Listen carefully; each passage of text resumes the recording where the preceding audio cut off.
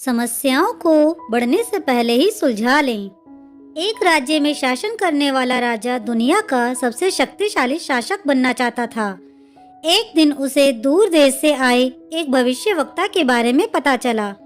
वह उनसे मिलने पहुंचा और उन्हें अपनी इच्छा बताते हुए निवेदन किया, महात्मा, मुझे कोई ऐसा उपाय बताएं जिससे मैं पूरी दुनिया का सबसे शक्तिशाली राजा बन सकूं।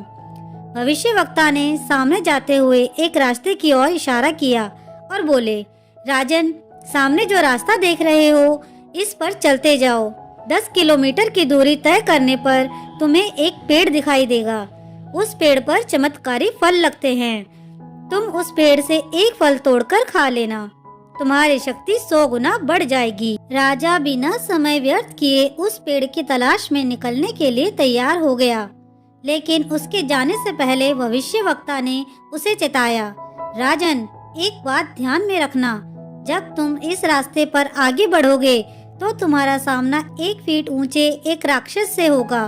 तुम उसे मार देना, तभी आगे बढ़ना, अन्यथा वह तुम्हारा आगे बढ़ना और पेड़ से फल तोड़ना मुश्किल कर देगा।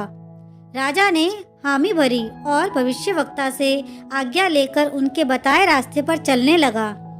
1 किलोमीटर की दूरी तय करने के बाद अचानक एक राक्षस उसके सामने आया और उसका रास्ता रोक लिया।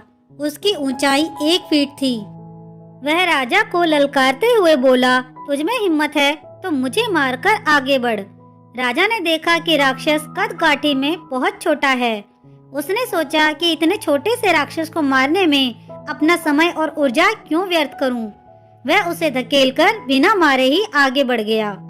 वह आगे 1 किलोमीटर ही चल पाया था कि वह राक्षस फिर से उसके सामने आ गया। इस बार उसकी ऊंचाई 1 फीट बढ़ गई थी। राजा ने उसे फिर एक तरफ धकेला और आगे बढ़ गया। आगे बढ़ते बढ़ते हर 1 किलोमीटर पर वह राक्षस राजा के सामने आने लगा और हर बार उसकी ऊंचाई 1 फीट बढ़ी हुई होती। राजा हर बार उसे मारे बिना आगे बढ़ जाता। जब राजा भविष्यवक्ता द्वारा बताए पेड़ के पास पहुंचा तो राक्षस फिर से सामने आ गया। इस बार वह 10 फीट ऊंचा विशालकाय राक्षस था। जब उसने राजा को फल तोड़ने से रोक दिया तब राजा को भविष्यवक्ता की चेतावनी याद आई कि राक्षस को मार देना, अन्यथा वह तुम्हें फल तोड़ने नहीं देगा। अब राजा के पास युद्ध के अतिरिक्त कोई और चारा नहीं था। दोनों में भयंकर युद्ध हुआ।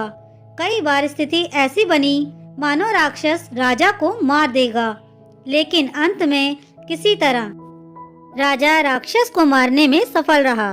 फिर उस चमत्कारी पेड़ का फल तोड़कर और खाकर उसने चैन की सांस ली।